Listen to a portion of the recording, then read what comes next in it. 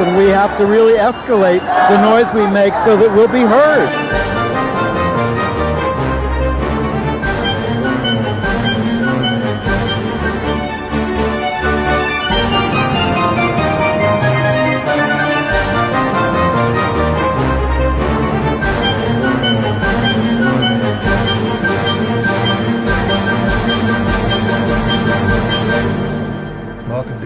I'm Andy Humm. I'm Ann Northrop. And big news this week, the Arizona Court of Appeals made a pro-gay ruling, and they based it on the Masterpiece Cakeshop decision. As we predicted on this show. So we'll explain it and crow a little. The Republican United States Senate, however, is continuing to approve anti-LGBT activists for the federal bench and other positions. And we're celebrating Pride around the country and around the world, but after Pride celebrations in Salt Lake City and Queens, New York, there were anti-gay attacks. Very interesting decision in Pennsylvania. A gender nonconforming student bullied from grade school to high school, 4 different schools, has won a big settlement from the Philadelphia schools for failing to protect her. Judgment in Iowa is ordering the state to pay for transition-related care under Medicaid. If you didn't watch the Tonys, why are you watching this show? Nonetheless, for the 3 of you who didn't see it, we will review the gay moments. And this Sunday, PBS is going to premiere the gay-themed Man in an Orange Shirt on Masterpiece Theater or whatever. And Netflix has released a very funny coming-of-age film, a gay film, Strangelove. By the way, you may notice that we look a little different this week. We are in a different studio because of technical stuff in our facility here, but... and we're older. Always, every week. And one of the things we're marking this week, or have marked this week, is the 2nd anniversary of the Pulse massacre on June 12th. Obviously, a lot of activities down there in Orlando, which we haven't gotten all the news about. But one of the big things that happened was student activists staged a die-in for 12 minutes on Capitol Hill with other events about gun control. They were assisted by the Parkland kids. And I was very struck by this quote from one of the young organizers, Acadia Gilchrist. She said, "Every student activist I've met is extremely driven, and it's empowering that we are all leaders right now." She said, "It's sad that we have to be, but we all know that it's necessary." And this is the kind of quote that gives me hope for the future and for the elections and everything else, is that these young people are so engaged. Well, I think we're seeing energy in the primary elections and special elections this year, and we'll talk more about that and some of the results this week. But let's get to some other stuff first. Really, the prime story this week is a court decision out of Arizona. Now, earlier this month, the big news was the Masterpiece Cakeshop decision at the Supreme Court. And as regular viewers know, we had James Essex of the ACLU here explaining that even though the mainstream media was kissing that off in 2 sentences as a win for the right wing because the baker didn't have to bake the cake. Although they did describe it as a narrow win, even though... Yeah, but that was all they said. He won. But the decision, in fact, had all this language about the need to protect LGBT people from discrimination. Well, it said a lot of things about that, and we wondered how seriously the other courts would take those statements, and it turns out that the Arizona Court of Appeals did. 3 seconds later, the Arizona court, which was the Court of Appeals, in a case of a calligrapher called Brush and Nib, a small shop, which had said explicitly, we do not want to make wedding invitations for same-sex couples, and a same-sex couple challenged that, and the court said, based on the Masterpiece decision of the Supreme Court, the gay couple wins. Yes, because again, going back to Masterpiece, what they said, the reason the baker won was because he was mistreated by the Colorado Human Rights Commission, who didn't give proper respect to his religious views. And there was some debate about whether that was a good idea. But there was so much language in the Masterpiece decision about the fact that religious freedom could not trump anti-discrimination laws in public accommodations. But Justice Thomas and Gorsuch are hell-bent on, in the future, if they can get rid of Kennedy, of changing that. Well, but Roberts and Alito and they did sign on to it, and Gorsuch signed on to it. No, it was a 7-2 decision. Gorsuch didn't sign on to it. No, it was Ginsburg and Sotomayor right. who were. Well, he wrote his own dissent. Thomas did. But the others signed on with Kennedy on this language in the decision that said LGBT non-discrimination laws should be upheld. The bottom line is that civil rights laws are still intact and are still being applied by the courts. And I mean, it's interesting because this was a calligrapher. Now, we don't make printers print books that they don't want to print. Yeah. But what the court said, the Arizona court said, was that this was a commercial sales activity. And that if they make wedding invitations for heterosexual couples, they must make wedding invitations for same-sex couples, that it is the same activity. And it is a commercial activity. It is not a religious activity. So you can have all the private religious views you want and should, and that's fine. But when you are engaging in public accommodation, a commercial sales activity, you must treat people equally. Right. That's the law. So that is a big win. The law. It's a big win that affirms the good parts of the Masterpiece decision. Okay.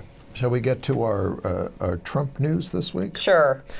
Well, I mean, the Senate Judiciary Committee advanced Wendy Vitter for the Eastern District of Louisiana. She could not even say whether she supported Brown v. Board of Education. So that shows you how far we've gone.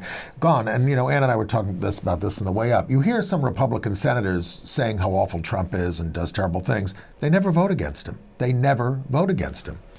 And another one, Thomas Farr, is being advanced in the Eastern District of North Carolina, the former counsel for Jesse Helms' Senate campaigns. A total racist. And it's just very, very, these are the people who we're going to be with for the next 20 years. And there's a new head of the Office of Civil Rights in the Department of Education.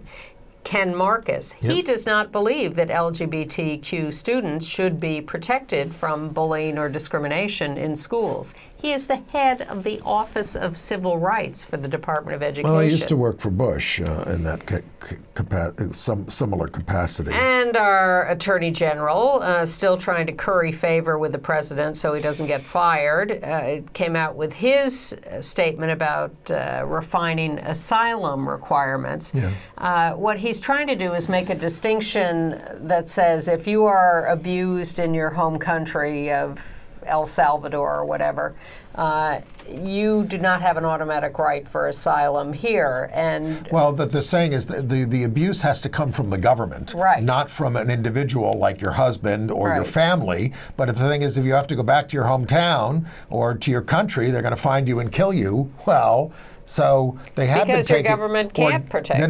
They're not even taking gang violence into consideration.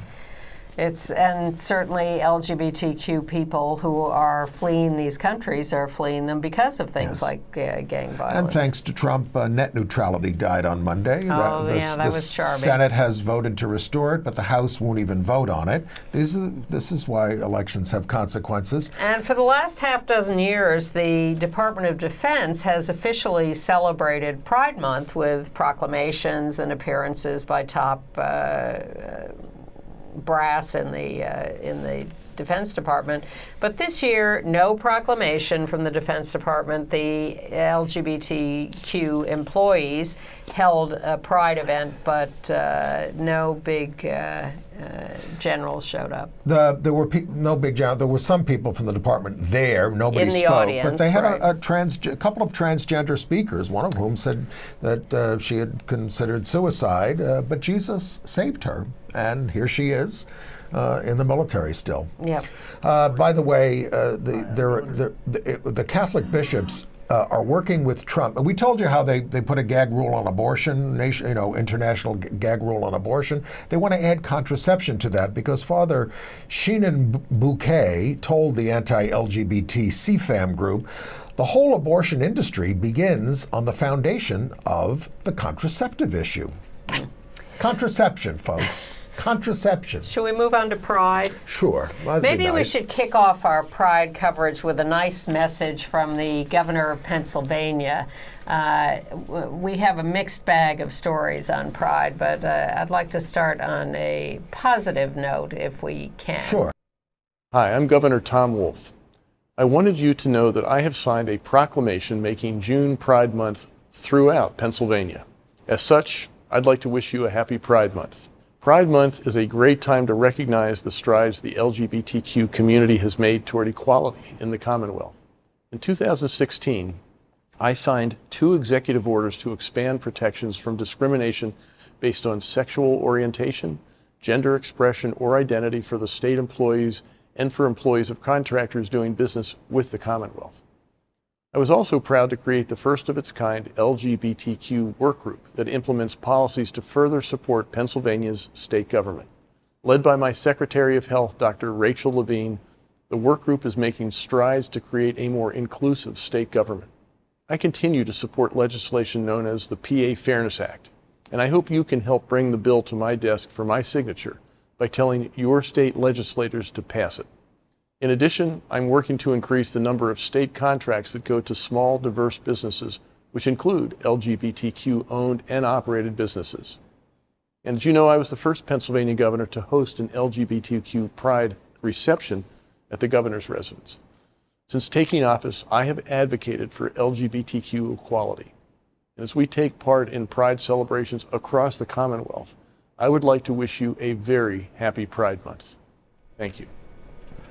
Thank you, Governor. Yeah, that was really nice. Now, Pennsylvania is still struggling to pass a statewide non-discrimination act, but he's certainly behind that, and it's nice to have a governor stand up and do that. And it's nice to see, of course, we've seen it for decades now, stores putting up rainbow flags, but now in light of the Masterpiece decision, they want to signal people that everybody's welcome. So we have a picture from the local gym in Chelsea, and it's called Soul Cycle, and it says, all souls welcome. And there are similar things going up all around the world.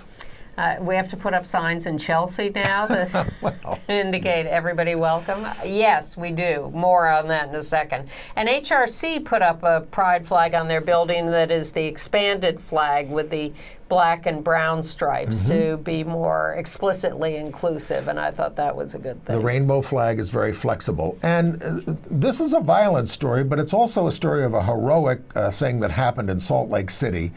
4 gay men were chased by a mob after Pride to a store right after the Pride Festival. These young men who apparently looked like these blonde, blue-eyed, Mormon types, yelling slurs at them.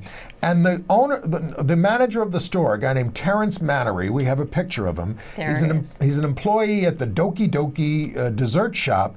He was so fearful of them coming in and going after the gay men and going after his other customers that he came out, because he said, I have a lot of experience with this, and he fought them off single-handedly. He got punched multiple times. So the police are seeking a suspect. He said he was also helped by a security guard from a nearby store. The Utah Gay and Lesbian Chamber of Commerce is offering a $5,000 reward for the capture of the suspects. And the 4 guys who escaped came back to check on him the next day, and he said he's used to being jumped, and that he said he was raised to stand up to bullies. Well, we're going to see if bullies show up at the World Cup, but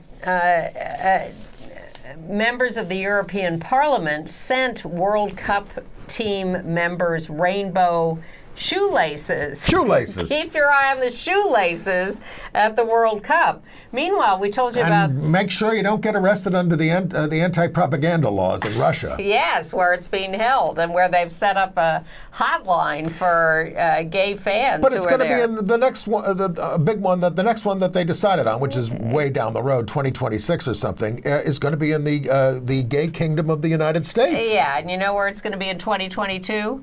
Yeah, Qatar, yeah. Yeah. It's awful. Where it's going to be 5,000 degrees. People are a little upset about that. But we told you last week about the little dust-up over the women's U.S. soccer team wearing Pride colored uniforms. Somebody didn't want to do it because she loved the Lord. Exactly right.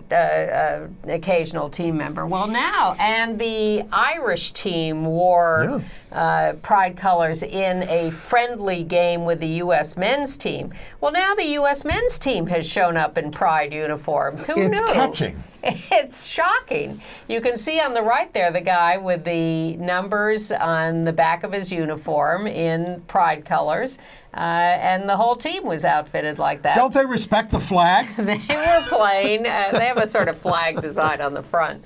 And they were playing a friendly game against France. So, rainbows are breaking out all over. All right. Shall we? Yeah. This is nothing to be proud of. We're going back and forth on these. At the Stonewall Bar, Lynn Zelvin showed up with her guide dog. She's blind. And there she is with her puppy. And she was refused entrance. They started asking her all these questions and documentation. Show us your card. None of this is legal. Yeah. I mean, she's blind, for God's sakes. And they ended up having to go somewhere else. Eventually, management heard about this and apologized and said they would do some training with the bouncers. Yeah. But it was humiliating. Yeah, exactly. And there was another, in addition to the attack on the gay men in Salt Lake after the big Pride event there, in New York we have 5 boroughs, and each borough has its own Pride event. And the Queens Pride event was a big event last weekend. But again, a gay man was attacked after the Pride event in Queens. Do we have that video? Yes, local news report. Suspects in a possible bias crime last night after the Queens Pride Parade. The victim spoke to CBS 2's Allie Bauman. She's live in Jackson Heights with more for us. Allie. Well, Allison Maurice, the day started out as a celebration of love and pride, but for a school teacher from Queens, it ended with hate and violence. The victim told me he was just about to pick up food here on his way home last night when he was attacked by 2 strangers, totally unprovoked. Whatever anger they had, they took it out on me. 25-year-old Brandon Soriano has a busted lip and large raised bruises around his head. He says 2 men approached him Sunday around 10 p.m. at the corner of 37th Avenue and 83rd Street. One of them yelled an anti-gay slur, then beat Soriano to the ground and knocked him unconscious. I don't know them from a hole in the wall. Never spoke to them before. They just decided they didn't like Literally said, you. Hours earlier, Soriano had been celebrating the Queens Pride Parade. June is LGBT Pride Month. And then getting your butt kicked. For the same reason you went to Pride. It's crazy. Soriano says the block was bustling that night and the area usually feels safe. When he regained consciousness, police had arrived, but his attackers were gone. I really do hope they find who attacked my son. If you were to see these guys again, what would you say to them? I wouldn't say anything. Across the street, walk the other way. Soriano, an elementary school educator, says the attack has not left him angry or scared, rather disillusioned. Homophobia is definitely real and it's annoying. It's very annoying. The NYPD Hate Crime Task Force is investigating. Police have been searching the block for surveillance images, but so far have not released any descriptions for the suspects. We're live in Jackson Heights, Queens. Allie Bauman, CBS 2 News. Now, Jackson Heights is the most diverse neighborhood in the world. About 160 languages spoken there, represented by an out gay man, Danny Drum. But a week after this, on June 8th, a trans woman was stabbed 5 times by a man.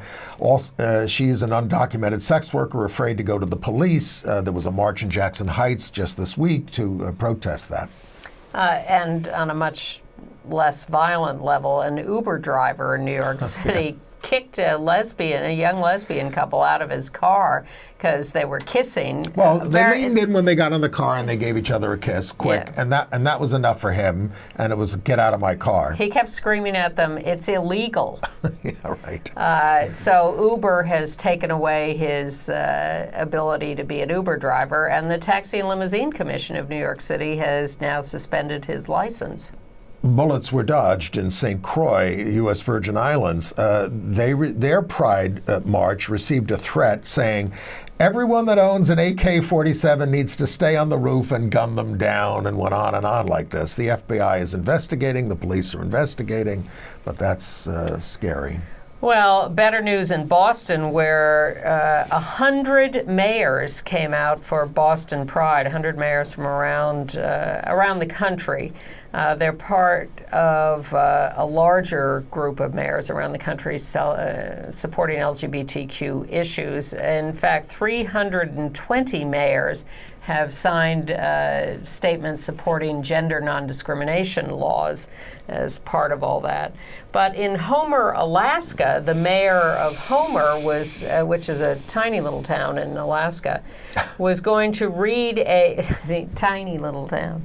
Was going to read a pride proclamation at the city council meeting. Well, the majority of city council members did not show up, so that there would not be a quorum for. So he read it outside. He did. He went outdoors and read it, which was nice. Things didn't go too well in West Hollywood either. Police in riot gear shut down the Pride Festival because it was oversold, and 100,000 people were sent home during a set by Kalani. This is So this was like the dance on the pier kind of thing. Yeah, festival. Well, who knows what we're going to face next year in New York for for Stonewall 50, coinciding with World Pride, the first time it's shown up in the U.S. But here are the current issues for New York City Pride this month, June 24th. First of all, go to the Dyke March Saturday night, 5 p.m., Bryant Park. Much more casual and fun affair without all this policing and corporate. There's no corporate support for the Dyke March. Men can watch. I think these days they can even march. I was asked not to march once when I was in it. But that was a long time ago. Okay. Yeah, you're old. So anyway, the fight continues over the Pride March on Sunday the 24th this year, and the Reclaim Pride Coalition is still working on issues, no wristbands, moving up the resistance contingent in the parade. I mean, how do you make an angry statement about the state of the country if you're stuck in the middle of the parade and specifically taken off the TV coverage? I would suggest that we march in the other direction and march past Trump Tower. I think we should seriously consider that. So to discuss that and all these issues, the Reclaim Pride people are continuing to meet on Saturdays at 1:30 p.m. So they'll be meeting this week, and they'll be meeting Saturday the 23rd, the day before the march, 1:30 p.m. at the LGBT Center, 208 West 13th Street. I highly recommend you get yourself there. But meanwhile, here's a sketchy plan. As all these issues are still being negotiated, there's going to be a rump group of the resistance contingent that's going to meet up in front of the SVA Theater on West 23rd between 8th and 9th, down the block from us. It'll be convenient. So we're meeting there at 3 o'clock and assembling and going to the march to do sit-ins, to object to the wristbands, to specifically not wear wristbands, to do whatever is decided in these next couple of Saturday meetings about how best to interact with the march. One piece of information I found interesting that I came across this week is that Major League Baseball and the National Football League will have contingents marching in the parade this year. I think it would be appropriate for us to get into the march right in front of the NFL contingent and take a knee. Did you see where Colin Kaepernick is trying to get Trump deposed in his suit about Trump colluding with the NFL owners on this? Yeah, excellent. That's great. Well, that strikes me as government interference with free speech. And by the way, if we sound like troublemakers, That's what Stonewall was all about. Exactly. And I live in fear that the Heritage of Pride people have not made a plan for next year that will, first of all, accommodate the 5 million people they claim are going to be here. They talk about this silly little route they have this year, this new route, as a test run for next year. It's a terrible route. And doesn't lead us anywhere to like a stage and a rally and a gathering point for millions of people. It's like going around in a circle. It's crazy. All right. Yeah. All right. Other stuff. Well, I mean, horrible decision from the Supreme Court upholding that voter suppression thing in Ohio. This could lead to a lot more. So voting is going to be harder. It's always going to be harder until you get Republicans out of power. Period. Please check that you're registered to vote. So let's maybe we should talk about some of the elections. Sure. Well, the one I like, first of all, is in Lambertville, New Jersey, where out lesbian Julia Fall has been elected as mayor over a 27-year incumbent. Yeah. Congratulations, Julia. And she doesn't look much more than 27. Well, I haven't checked her age.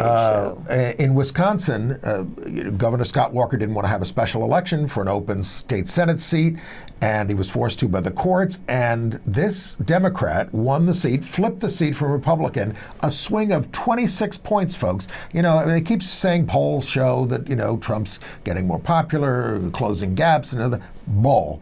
Every special election that's held is a 10-digit at least, a double-digit swing for the Democrats. Well, the election has not been held yet, but, and, you know, it's a tough one, but the Jim Owls Democratic Club here in New York City.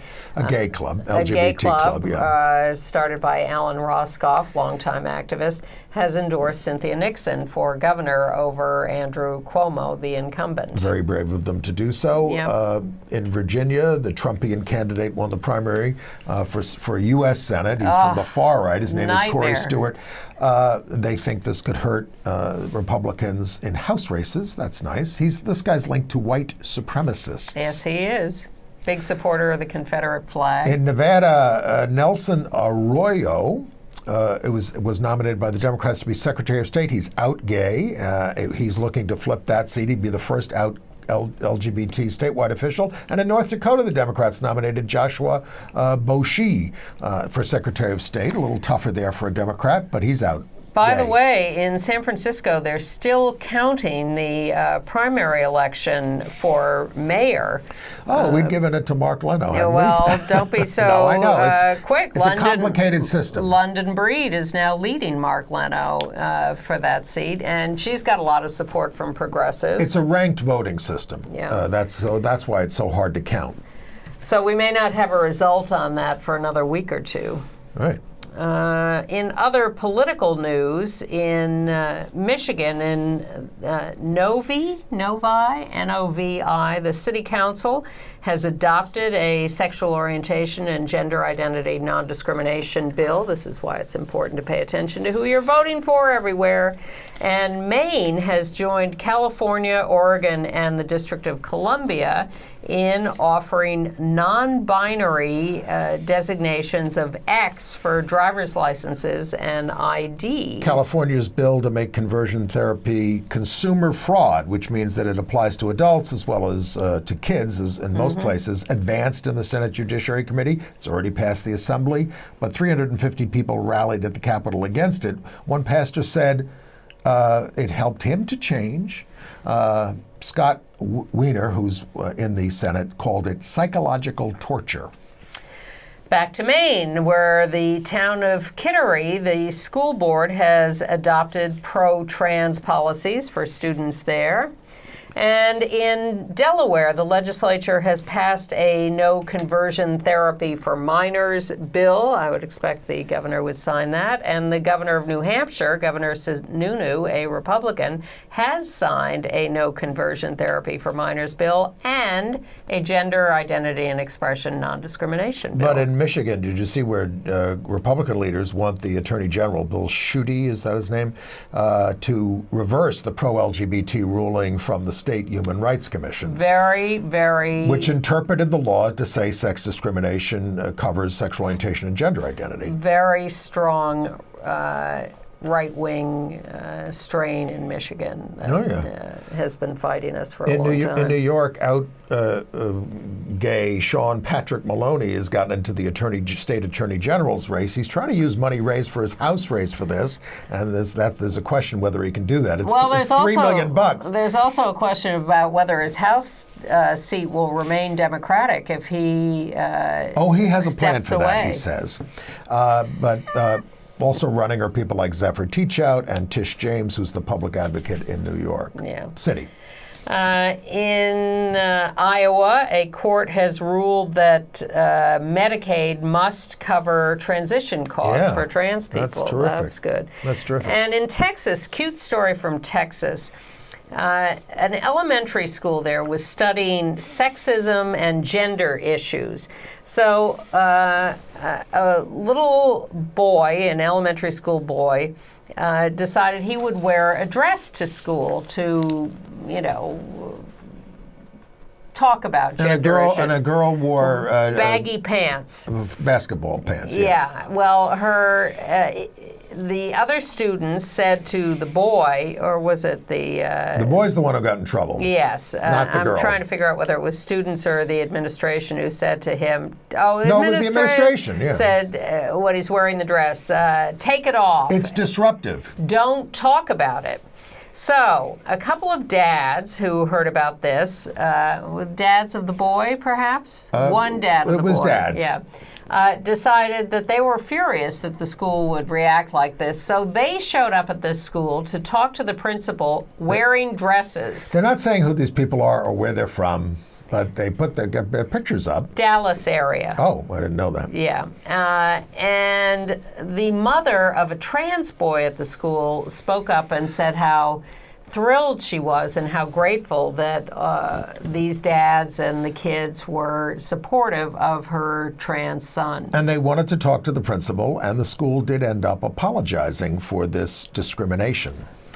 Yeah. But boys putting on a dress seems to drive people crazy. And then there's the case in Philadelphia of the But it seems to encompass the whole school system by the time this student got through it.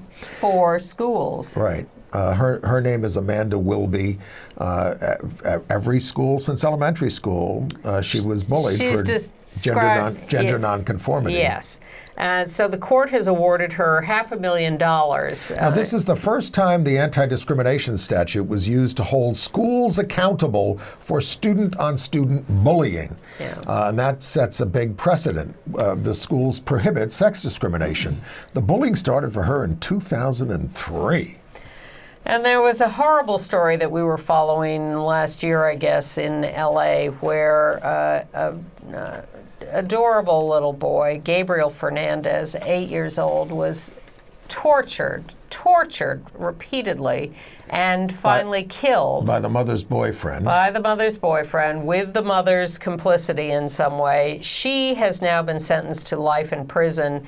He, the boyfriend, has been given the death penalty. They still have the death penalty in California. Well, evidently for this case. Yeah, we're not. And social workers in the case were charged with child abuse and falsifying records. It's a terrible, terrible story. All right, we did that. Right. And in Kansas, a teen was sentenced to juvenile detention in the 2016 killing of a 32-year-old trans woman. Tyrese Walker will serve time until 22 and a half, 16 at the time of the killing. Yes, international news. We can move on, yes. Unless you have anything else. Okay, all right. No, there you go. No, I mean, there are other stories. Call me. I'll tell you. I'm going to go down the list. Denmark, the government has launched an LGBT action plan with 42 initiatives. And Edmonton, they had their Pride. 30 protesters blocked the Pride parade on Canada. This is. Yeah, and yes, which is one of our used to be one of our allies. And these protesters demanded a halt to police and military in the Pride parade. Coalition of LGBT people of color. The demands were immediately agreed to by the organizers. It's Canada. Now, they did keep all political parties were represented in the parade. parade, except the United Conservative Party, which was barred. So they held a pancake breakfast and said everybody's welcome. So they're trying to. It is really Canada. Now these are conservatives in Canada. On the other hand, in Israel, they had, per usual, a huge crowd of 250,000 people at Tel Aviv Pride. Yes. But LGBT activists blocked the Pride March for a while, complaining about pinkwashing, the use of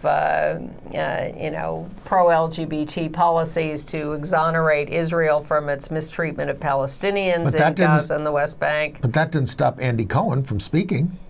Did he now? Yes. Well, even as Prime Minister Netanyahu was bragging about their pro-LGBT attitudes, the Knesset was rejecting a bill that would have legalized same-sex civil unions. And that was with the collaboration of Netanyahu's party. Now, a lot of what we talk about on the show is pretty depressing, but we cling to the bright lights that shine around the world.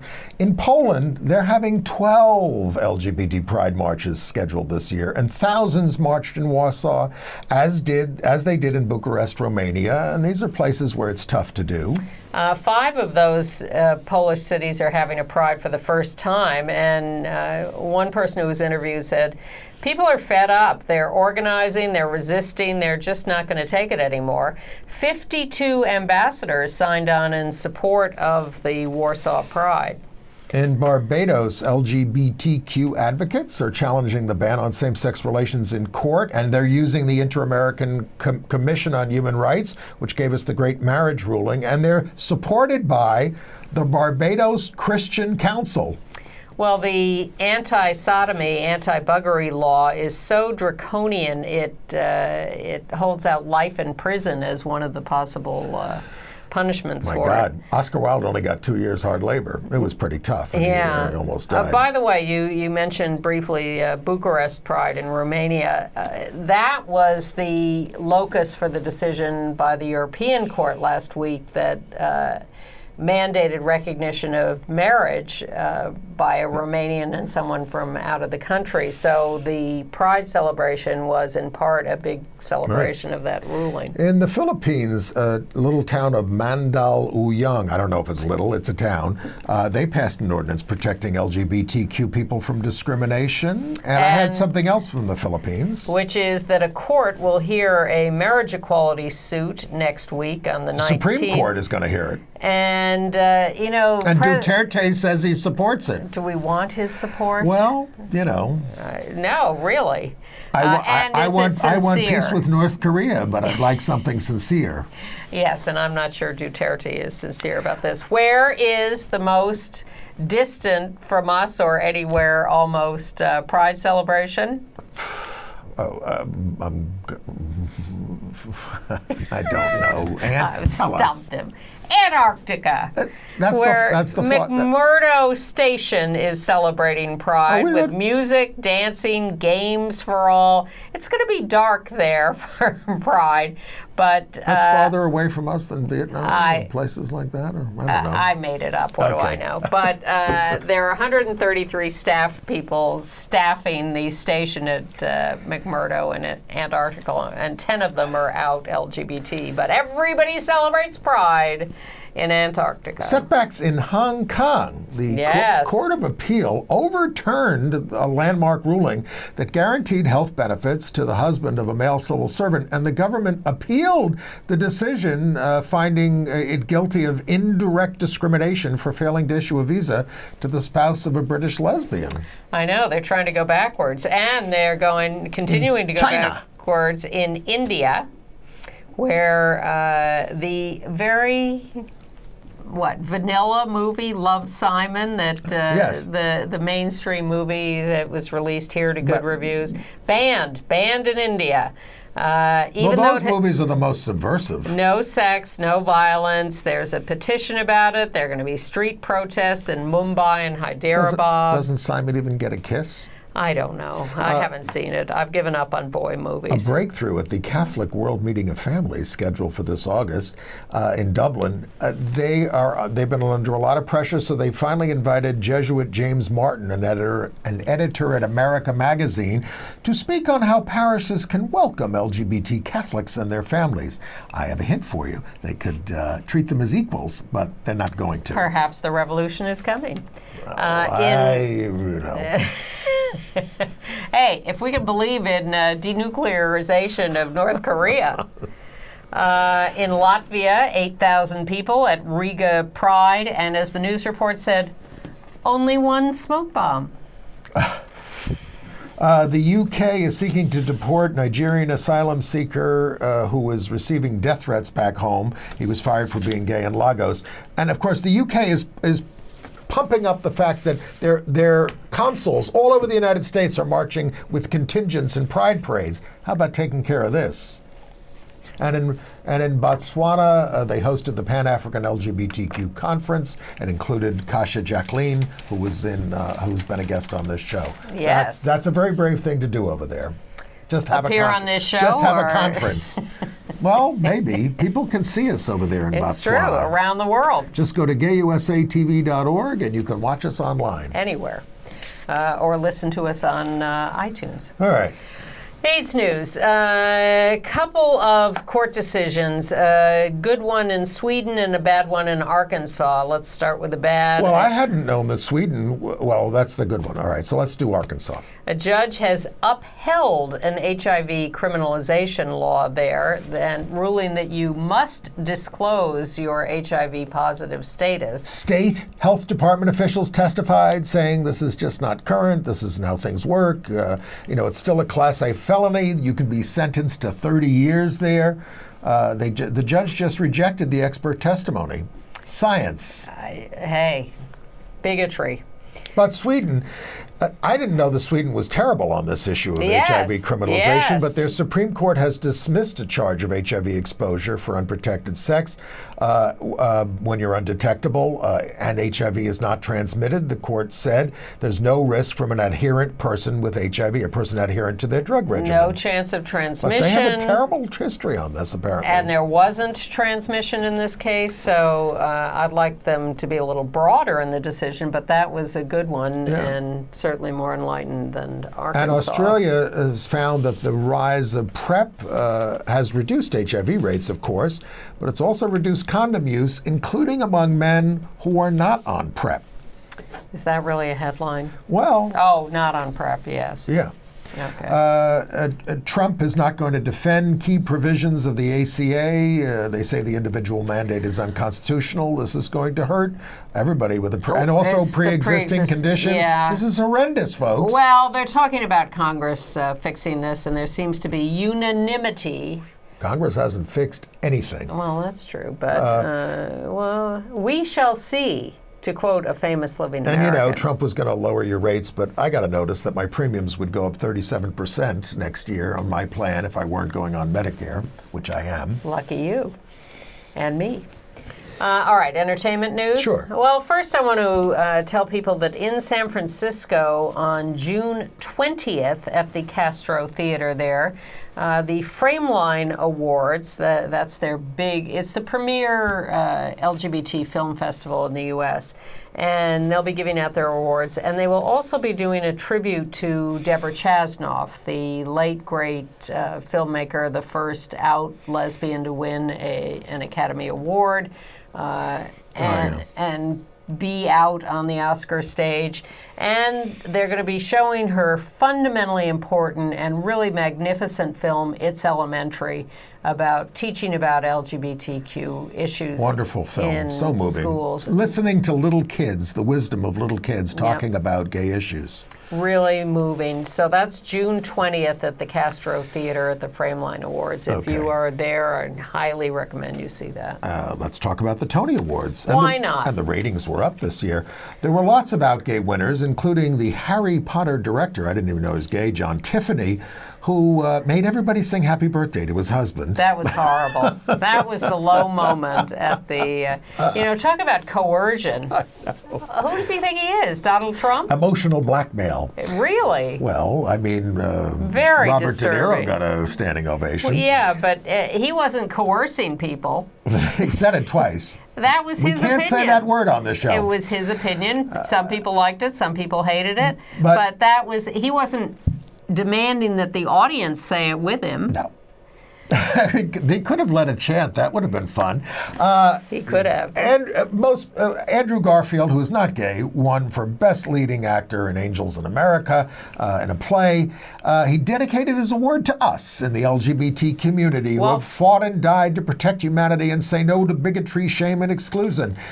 So he said, so let's just bake a cake for everyone who wants a cake to be baked. He really had a nice little compact good message. It was nicer if you actually heard him say it. Well, sure, but we can't. Well, CBS doesn't give us the clips. No, and we can't go on at too much length about it. But I was surprised he had an English accent. That came as a big surprise to me. Well, it's because you've been watching too many Spider-Man movies. No, I have not. Nathan Lane, out gay actor, won for playing Roy Cohn, who never came out. And he choked up talking about his husband. I thought that was very moving. I like that. And the director David Cromer won, who was the out director of The Band's Visit, which cleaned up at the Tonys for Best Musical, and also 10 awards, I think. He spoke up for those who were suicidal. And we're going to talk a little bit about Anthony Bourdain in a minute. And Tony Kushner won for Best Revival of a Play, Angels in America. He reminded us that we have 21 weeks until the midterm elections, 21 weeks to save our democracy and heal our planet, and he wished Judy Garland a happy birthday. And reminded people that they have only till July 15th to see this revival of Angels in America, and we could not recommend it more highly. If you have not seen it, especially if you've never seen it, but this is a wonderful production, and you would be doing yourself a favor by seeing it. And of course, the other one we think you would be doing yourself a favor to see is Three Tall Women, where Glenda Jackson finally won a Tony Award and was a little sharp in her reference to Trump and America. I think she did it very elegantly. Very elegant. And I love Laurie Metcalf, and I'm not unhappy that she won, but I really was rooting for Denise Goff in Angels in America. And I love Laurie as well. So I thought Patti LuPone was just wasted on the show. She got about 10 seconds to say something. That was sort of heartbreaking. Well, speaking of heartbreaking, and we talked about suicide, Anthony Bourdain, who was a strong ally of the LGBT community, he filed the amicus brief with the Chefs for Equality in the Masterpiece Cakeshop's case. But this was just someone I loved because he threw himself into cultures all over the world, talked to average people, and humanized people in Iran, in Gaza, in all the places America is told to hate. He went in and talked to people and made us all look at the commonalities that we have. He said he also said the restaurant business would collapse without Mexican workers, and that he has never had an American kid come in who wants to wash dishes or do prep work or anything like that. And what I loved him for was that he said, once you've been to Cambodia, you'll never stop wanting to beat Henry Kissinger to death with your bare hands. And look what happened to Cambodia, and we have a war criminal living in our midst who is welcome to talk shows. It is picked up as an advisor by Hillary Clinton and Trump. And Donald Trump. If you want more explication of the horrors of Henry Kissinger, find the documentary film. I think it's available on YouTube. The Trials of Henry Kissinger. Well, we don't try our war criminals here. We didn't try George Bush for the Middle Eastern wars that he perpetrated. We let these things go, and then we wonder why we have no standards and why somebody like Trump arises. Well, back to the Tonys. You talk about Anthony Bourdain and his humanizing people. One of the nicest aspects of the Tonys was how many winners got up and talked about their immigrant status Yes. or their family's immigrant status. Tony It was- Shalhoub for Band's Visit. Many. Who you can't see in Band's Visit. He's out of the show. And John Leguizamo, I found very moving in his speech. I really liked what he had to say. Of course, one thing, I like the hosts. I thought Josh Groban and Sarah Bareilles did a good job. Very well. So much better than Kevin Spacey last year, my which God. was a horror show. An insult. And look what happened to him right afterwards. And the thing that everybody mentioned was the Parkland kids singing the song from Rent. Really heart-wrenching and beautiful. Really beautiful. And just a shout out to someone who was a winner who didn't make the broadcast, but out lesbian Sarah Krolwich, theater photographer for the New York Times, who's been doing it for many years beautifully. And Takes great shots. was given an award for a Tony honor for excellence in the theater. Congratulations. The to Times, you, Sarah. the Times, very funny. They won't use the production photos that the shows send them. They have to take their own pictures, and that's Sarah Krolwich. Yes, exactly. All right. Well, I want to alert you to this Sunday. There's on PBS Masterpiece. They're going to do a Man in an Orange Shirt from Great Britain on PBS, and we have the trailer for it now. Granny, we found it in a cupboard to Flora and Michael Thomas. Who's Thomas? Man in an orange shirt. Thomas, stay with me. Thank you.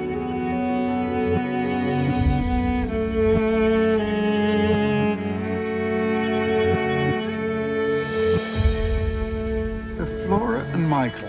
So how well did you know Thomas March?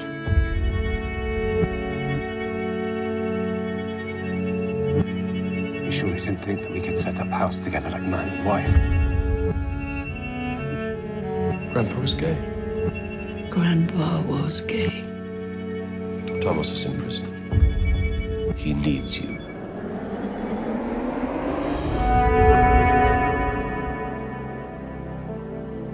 I worry about you. You're leaving a table of friends.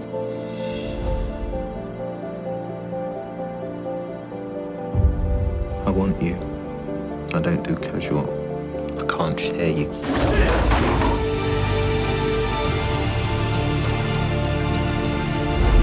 I've been ashamed all my life.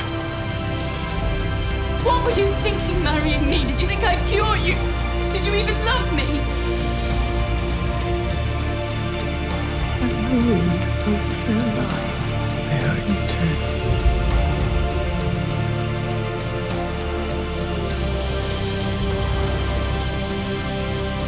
If that looks like a complicated story, it's because it takes place, you've got gay men in World War II and just after, and this guy, played by James, no, I'm not sure, but who falls in love with James McArdle from Angels in America, but marries a woman who grows up to be Vanessa Redgrave, and ends up having a grandson who's gay, and so it's two different eras of stories. It's two male couples in different eras. Men. Yes, and British. Now, PBS is also showing the day after, on Monday, the 18th, something called Coming Out, a 50-Year History. I saw a trailer for that. It's hosted by Jazz Jennings. Yes. The transgender young person. Yeah. And where are we in this list? We've got Chase. Oh, another British event. And this is pretty stunning.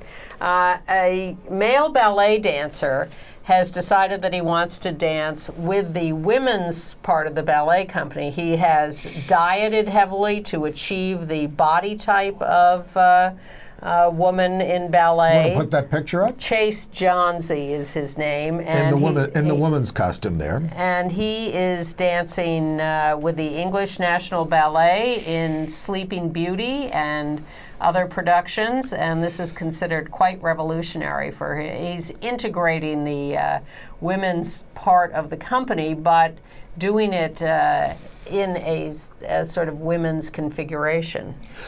I saw a very timely play this week, Romulus the Great by Friedrich Dürrenmatt.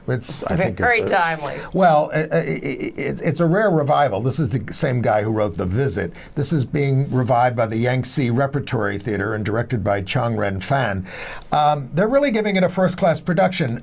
Here's a line from the play it's about the Emperor of Rome, the last Emperor of Rome, who wants Rome to pay for its sins by bringing it down. So he's just very passively letting everything fall apart. But he says, if you want to make a great scandal, better to stage a little one. So there are all these lines that make us think of today. And he's not a Trumpian character, but it makes you think about the way things are falling apart here. But with Dürrenmatt, there's always twists and turns and things. So it's, I think it's a first-class production. But as I said, it has these twists. It's a very fine ensemble. I do hope that some of the actors work on getting the words out more. I'm not talking about projection here, but it's very complicated dialogue, and it's farce, and it's serious, so get the words out. Netflix is running a sort of quirky gay teen comedy called Alex Strangelove? Yes. You've seen it. I loved it. All right. Well, should we look at the trailer Yes. and then you tell us about Sure. it? Okay. The Golgi apparatus. The most amazing thing about this is Alex Truelove is going to have sex next week. Huh? Hot, sweaty intercourse of a sexual kind. Oh. My name is Alex Truelove. Yes, that's my real name. I have a 4.0 GPA, I'm student body president, and I have a great girlfriend. You're coming with us to this party, and you're gonna let your little constipated hair down and enjoy yourself. Come on, join the cool kids. I think we're here to corrupt you, Alex. There you are! I've been So I have a girlfriend. I know. She's adorable. She is. There's this guy who I'm pretty sure has a crush on me, and I guess I'm not repulsed by the idea. Look, it's a confusing time, man. Oh. Everywhere you look, someone's omnisexual or transitioning. How did you know you were gay? How do you know you're straight? What's going on? I've been trying to de-virginize you for the past 8 months and you won't let me. It's like Mad Max out here. Guys doing guys, girls doing girls, girls turning into guys and doing girls that used to do girls and guys. Ah! I'm over it, though. This whole thing, sex, love, I'm out. Can someone please explain modern high school boys to me? What are you so scared of? Love is strange. This is written and directed by Craig Johnson, who says it's semi-autobiographical, and it's a great ensemble of young performers. And so, it's odd because it's about a sort of a class president, high achieving, has a girlfriend, and she's like, when are we going to do it? That's kind of the beginning of the plot, and it's him coming into. Now they're in Westchester. She is saying, how can you not be figuring out in this day and age what's going on? I know, but it works. I think it works. Well, I think what works is my favorite show, which has just returned, Claws. Niecy Nash with a gang of manicurists and the Russian mob and a lot of other stuff. And one of the manicurists is a great lesbian character. Claws is back. But, watch the first season on demand first, because then you'll get the plot. Okay. And congratulations to Afterglow, a little off-Broadway play about open gay relationships and whether they work or not. They just celebrated their 1-year anniversary. There's the shower scene. There's a lot of flesh in there, but there's also a lot of good, interesting plot to Afterglow. Do we have any comment about Pose in its second episode, or are we going to leave it alone for a while? Well, I mean, I kind of was very put off by a scene that they shot in Julius's bar, which they called something else. They called it the Boy Lounge. People discriminating against transgender people, and I'm sure it was 30 years ago. Yes, of course it goes on, and it can go on. Yeah. But I thought it was sort of ham-handed the way they did it. Well, the show is still finding its legs, I think, but we have fallen off of ours. The show is over, and we will see you next week. Thank you for joining us here at Gay USA. Go to gayusatv.org to get on our mailing list and get our weekly show notes. See you next week. Bye.